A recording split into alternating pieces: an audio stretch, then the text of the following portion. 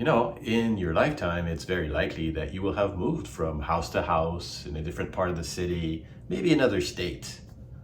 But have you ever wondered what it's like to move to another country?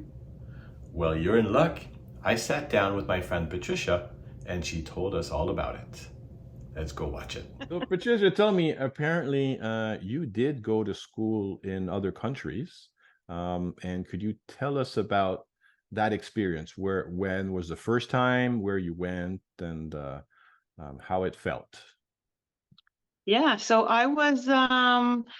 my dad worked for Bell Canada International. He was asked to move to Morocco. No, to Saudi Arabia, sorry. Saudi Arabia the first time in 1979 for 4 years. So I did my kindergarten. So I started kindergarten at a Riyadh American school in Saudi Arabia.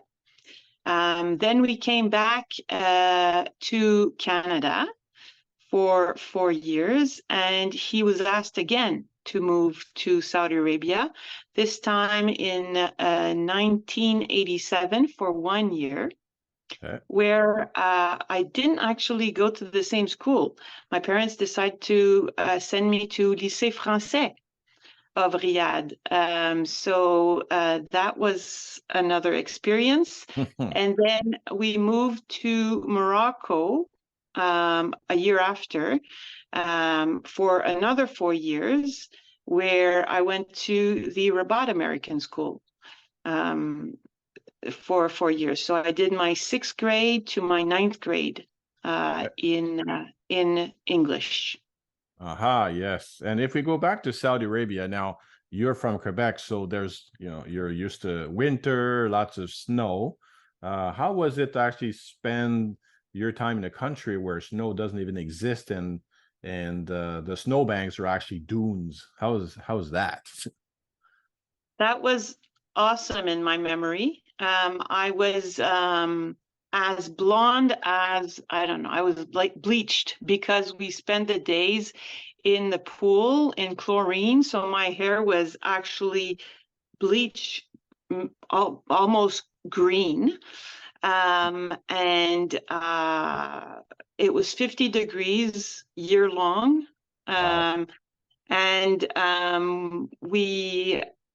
from what I remember, we had a lot of weekend trips in the dunes where we picnicked and just had parties there with my parents, actually. I was just very, very young, but my parents used to have parties, and we just used to go in dunes and spend the days there. In the summer, however, it was very hard to stay outside, so we usually stayed in the AC or in the pool. Yeah. Yeah, hot. Yes, And so your mother tongue is French, right? it is. Did you Yeah, speak English at the time before moving to Saudi Arabia? not at all. So I was 3 years old when we moved, and then I started learning English in kindergarten. And I think that's why today I don't have a big accent like other Quebecois. Yeah. Do you dream in Uh, English too? I used to. I used Okay. to. Well, I remember I started dreaming in English at RAS when I went when I was in Morocco in 6th grade, because that was a bigger. I was older, and it was a bigger crash, from English to French. And I actually remember saying to my mom, "I dreamed in English today." Wow. Yeah, what an accomplishment. Right. Wow. All right. Yeah. And how was it again, I know you were young, but how was it to meet people, which I guess were from all over the world over there, right? There was just not just Canadians around you in school. Yeah, so my first years in Saudi Arabia, like I say, I was really, really young. I don't have a lot Right. of memories. But Saudi Arabia's second time, where I was in the 6th grade, I do remember very, very vividly. the lycée français, the French system is very different from the Quebec system, and even the American system. Yeah. The teachers used to laugh at our accents in front of us. Their system is a lot of things that you have to learn by heart. Yes. And you usually had to go in front of the classroom and recite a poem or recite something that you learned by heart. And I remember they used to pinpoint the Canadians and say, you come up. And then they laughed at us in front of everybody. So I found that really, really disturbing. But the people that I met in the lycée were French from France mostly, or from another Arabic country that was French speaking. Okay. But again, that was only 1 year. And then when I moved to Morocco, that's where I met the most amazing people. You're part of it. Yeah. Yeah. So in the Rabat American School, there were people from everywhere. You had Europe, Asians, Africans, and Americans, and Canadians too. Americans used to laugh at Canadians, but you know what? After our school, they all came to Canada and visited the amazing country that we are, and we have. Yes. Because we are amazing people in Canada. But no, joking apart, the people that I met are amazing, and I still have a lot of contacts with them. Yeah, so only fond memories. That's great. That's great. And now, since you were able to experience both systems, the Canadian education system, and let's say Rabat, where you have your most fond memories, was it quite different or similar? I would say it was similar, maybe a little less rigid American system. Okay.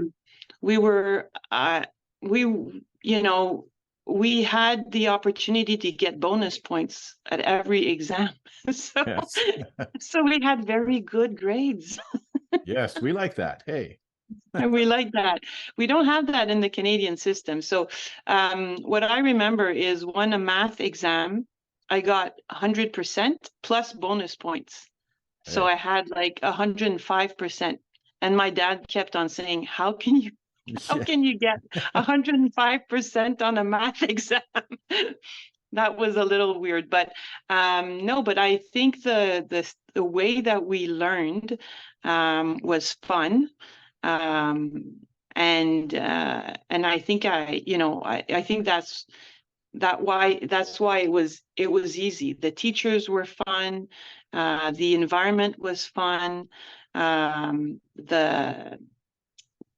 We had homerooms. I don't know if you remember those, but Yes. homerooms we don't have in Canada. So that was a dedicated teacher that we had. I think it was once a day. Was it? I don't remember. Home was once a day. Yeah,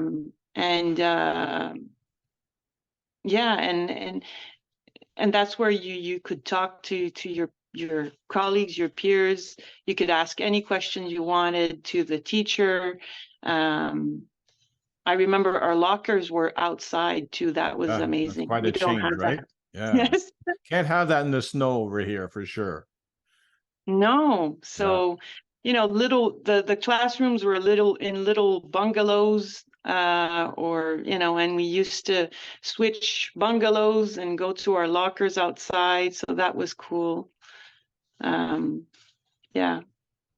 For sure. And so that's the school. How about, living in another country where customs are likely very different, people behave or you know, are dressed differently, and certainly food is different, and sometimes that's a good thing. Yeah, in Saudi Arabia, being a woman was not easy, especially for my mom. We used to live in a compound, so it was a uh, closed community of only Canadians there. If you had to go out, like women couldn't drive, they couldn't go to certain stores, couldn't go to certain restaurants. So it was very hard for our moms. For me, again, I was young. At the time in Saudi Arabia, I decided to have short hair and act as a boy at that Okay. time. I was 11, so I didn't have women attributes yet. Um, Yeah. so that I wasn't segregated as much. So I found it fun. It was a game for me. Uh, but my mom didn't find it so fun, right? Because Okay. she didn't have any liberty. The compound was fun. There was the pool, there was a rec center, there was a little cafe or restaurant, but it was all held by the wives of the men that worked for Bell. Yeah. And we were about a hundred families in there. So we had parks and stuff, but you know, it was still limiting for women.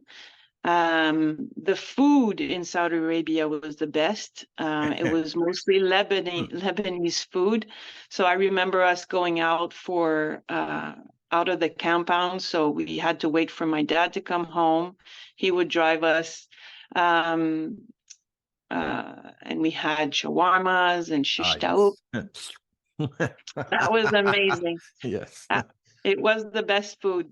But again, I mean, yeah, and I know when I talked to my mom about these years, she didn't find it really fun. But for me, it's really, really good memories. That's where I had my first boyfriend, and you know, Hmm. it was all we had first dances and uh, fun. We were in a swim team, so we had competitions between compounds. Yeah. Um, so you know, there was some organization for the families there. Great. So And then go so ahead. sorry. So lots of your great years, lots of that and critical, I'll say, life moments occurred during those times. Exactly. And that's why I think I have so much fond memories. Even in Morocco, you know, seventh to ninth grade are really great years of high school and how do you call the before high school is the Middle school. middle school. You know, when you have again your first kiss or Hmm. your I don't know, you know, we It's had special. yeah, it's very special. In Morocco, the women are a lot more free. We used to live in a normal house in a normal uh, suburb of Rabat. Um, and but there, you know, it was a little different. The Moroccans expected us white people to have a maid and a gardener, so we had all these people around us helping us in the house. And again, my mom found that very difficult because she didn't know what to do all Yeah. day. Yeah, different culture. So yeah, they're trying to adapt. Yeah, but again, it's fun because you know, you have different meals. So I remember our maid used to cook us couscous and Mm. paellas, and it was amazing food, right? So yeah, as you were saying, you had you had people helping around the house.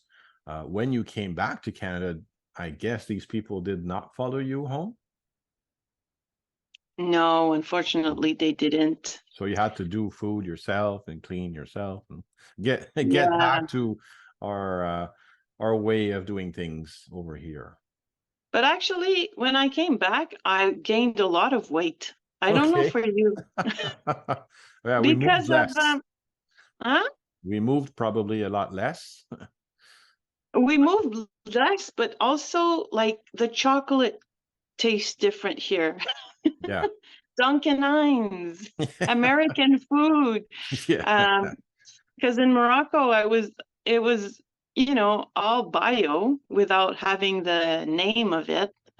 Everything was made from scratch.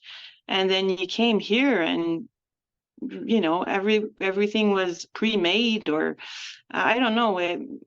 I ate, my mom always cooked very, very well, but I guess, being back with chips and chocolate that you haven't ate for for years made me gain weight, I remember. Ah, yes. Well, the pleasures of North American food sometimes, right? Not the same as fresh fruits and vegetables, and as you say, that Moroccan cuisine is well known for sure. Yeah, amazing So, food. so you came back after Rabat. So that was the last time that you studied abroad? Yes, it was. Okay. And how, so of course you had to adapt when you went to Saudi Arabia, when you had to go Morocco. Do you feel you had to readapt coming back to Canada? Totally. Now, coming back to Canada, I went back to a French Canadian school. So going from English to French to French to English to French, that was a little hard, especially in the last high school years when you have a lot of writing to do for government exams and stuff. Yeah. I found that horrible. I would have preferred if my parents would have actually put me in an English school. I don't know if that was possible because of the laws in Canada, but I had a hard time coming back. And I'm actually somebody that has a very hard time to adapt. Okay. Even though I moved from country to country, I remember my brother was able to make friends like the first day, had friends. For Okay. me, it took months. It took months to get friends. And so back in Canada was the same thing. Had really, really hard time to adapt. Once I'm in my environment and I know my environment, it's easy for me. I'm social, but if I don't know, I get really, really introverted and super shy. So two Okay. different personalities. So you thrive in your comfort zone where you're home and where everything is known to you. Yes, exactly. And so again, you adapted back, right? Because yes, it's coming back home for people that have not lived this. It can seem like a no-brainer, but no, in fact, as we going outside, we live another way, and coming back, even if it is our home, it's still different from what we used to, and we have to relearn things. And now, tell me, the educational system, of course, was different. Um, how was it for people maybe around you, even your immediate family or other students, to understand your experience, right? Did they understand that what you had gone through was actually, really wonderful and special, or they just couldn't understand, the gift that you had at the time? Well, it was both actually, because in those years, traveling was not as um, open or available to families as today. So, just my parents traveling with young kids, they were seen as aliens, right? Okay. Oh, you're traveling with your kids. Because usually parents went on vacation without the kids at that time because it was probably very expensive.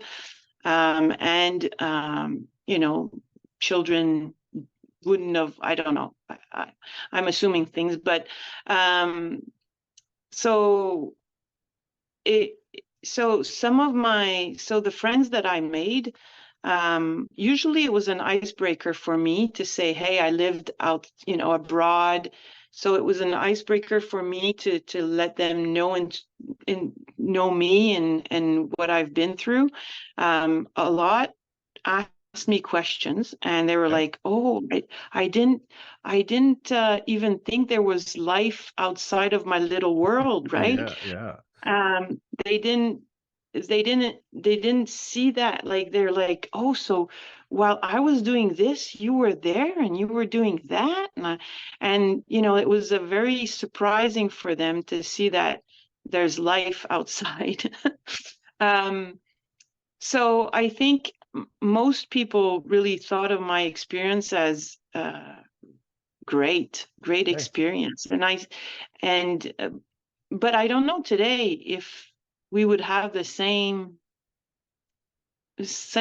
perception, because, like I say, a lot of people travel today. That's A true. lot of people, yeah. So anyway, so yes, my story came out very, very often, and I almost knew it by heart, But This, what I yeah, page one. Okay, are you ready? yeah, Yeah. exactly. But as the years passed by, my story, well, very at a young age, when I first came back, uh, I was always talking about Morocco, Morocco, Morocco, Saudi Arabia, and people were like, "Oh, really? You went there?" and asked me questions. So, um, and also it also in the school system. I often had that as an excuse for not knowing how to write clear French. Yeah. I'm like, "Oh, I studied in English." Yeah. Yeah, so I mean, yeah, it had for me, everything was positive. Okay, well, that's great. Yeah. And as you say, right, that was before the internet, was actually available to most of us. So finding out what happens in the world, if you weren't reading the newspaper or looking at the nightly news, you didn't exactly understand. Now, if we go back to when you were in Saudi Arabia or Morocco, again, because the internet didn't exist, how did your family keep in touch with the rest of your family here in Canada? Well, we phoned them, Okay. maybe once a month. Our grandparents. We used to write letters, and my dad used to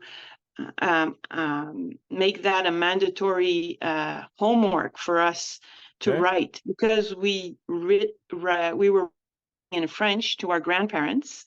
So it was kind of a way for him to see that we're not losing our French written. Yeah. So it was like a dictate. Okay. That's an excellent idea. Much more Yeah, fun, I guess, than French class in school. it was. So my parents made me write letters to my friends, to my grandparents. That was a few times a year, maybe 2, 3 times a year. So the telephone was mainly our source. And then for sure, we went back at least once a year. Okay. Um, to Canada. And I remember my grandparents, they came in once in Saudi Arabia and they came once in Morocco. But yeah, I had one friend also come to Morocco. Oh, wow. Okay. Yeah, so she visited for three weeks. It was big at that time because her parents let her travel alone to Morocco. And Okay. yeah, so I mean, that's how I kept in touch with the family. Okay. Yeah. As we know, a much different one today, where we just pick up our iPhone computer and say, "Hi, Grandma." You can actually see. Yeah, it's a lot Yeah. different back then, if we can say, even if it's not that far away. But hey, chimes have changed a lot. A lot. Yeah. So, of course, the years go by, and here you are as an adult.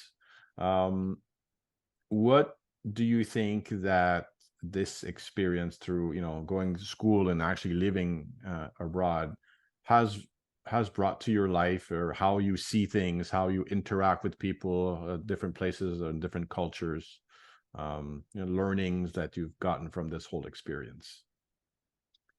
Yeah, so as I grew older, I found that I had a very open-minded, I was very open-minded compared to others. And I still am, I think, when I talk to others, I'm very open-minded. I'm approachable.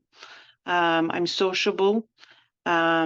Usually my story, if I meet a Moroccan or another Maghreb person, I used to, I always saying, "Oh, I lived in Morocco," and then they all get excited and so that it creates a link. It Yeah. creates a link. So I think, I think again, it was very positive experience. And younger, I used to mention my experience to employers when I met them for an interview or something, because employees found that interesting and it opened doors, right? Yep. And even one job I had, I was asked to travel Okay. because yeah, so I first went to Orlando for Bombardier for a contract. Um, I went to Mexico for another contract, and then we had a contract in Prague. Oh, wow. And yeah, so I was asked to go to Prague, and they were looking for a financial person. And they hired my dad. Okay. So I went to Prague to work in Prague for a few months with my dad. Well, Um, that's wow. That's what an experience. yeah, so it was for a startup, and we were mandated to do that. So that that was an amazing experience. So, every time I had a job interview or something, I always try to to to to slip it in, because I think it opens doors, because it shows that, I'm somebody that's open, and I'm not I'm not scared to travel. Some people don't like that, That's right? true. Yeah, and not made for everyone. No. So yeah. Great. And if you had, based on all your experience, what advice would you give someone that's thinking of going to study abroad? Either because their family is going to move, like happened to you, or maybe someone at university is planning to go to in the United States or study at Europe. Um, what advice would you give them to prepare themselves of moving into a new country and meeting new people? That's a good question, because I would encourage it for sure. But any advice? I don't know if I would have any advice. I mean, um, if you're open to go study elsewhere, um, I think that's because you have a certain curiosity. Um, and I don't know. I would just try to encourage them and see like what's bringing them to what's their questioning, or answer their questions. Um, I mean, I don't think I have any advice to give them, because I mean, I had my own experience. They're going to have their own experience. Um, and I'm sure it's going to be a great one, but maybe the advice would be not to have expectations, Okay. because sometimes, yeah, you hear my story, right? And I lived something, but it, as we talked, I was in a certain era where we didn't have internet, we didn't have this and that. I was this year's, my age was different. Today is so different. I wouldn't even know where to start. Yeah, that's true. Yeah. So what I sense that is a very open mind, curiosity, I guess, right? And making sure that you're going there for the right reasons. and be ready to live experience you would never expect.